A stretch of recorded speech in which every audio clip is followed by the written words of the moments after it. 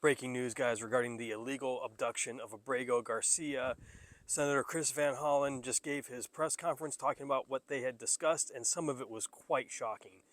One of the things he mentioned is Abrego Garcia said that when he was detained, he was then taken to a detention center in Baltimore where he was denied a phone call. Then he was then put on a plane and taken to a center in Texas where he was then shackled and cuffed and taken on an airplane, flown to El Salvador, although he didn't know where he was being taken to then. So then he showed up in El Salvador and was taken to CCOT.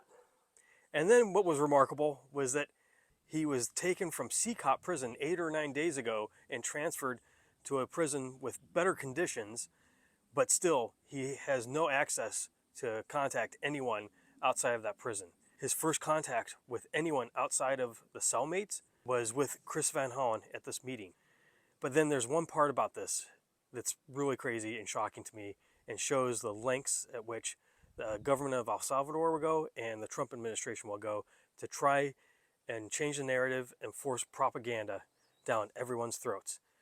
And you just gotta listen to this. President Bukele, after I met with Kilmar, did this tweet showing us at a table with these two glasses. So here's what happened. When I first sat down with Kilmar, we just had glasses of water on the table.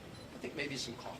And as we were talking, one of the government people came over and deposited 2 other glasses on the table with ice, and I don't know if it was salt or sugar around the top, but they look like margaritas. And if you look at the one they put in front of Kilmar, it actually had a little less liquid than the one in front of me, to try to make it look, I assume, like he drank out of it. Let me just be very clear.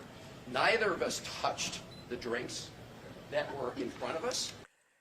I mean, I've been covering the story a lot because I feel it's extremely important for every American and everyone residing in the United States to have due process and have our rights. If we lose this, we've lost our democracy.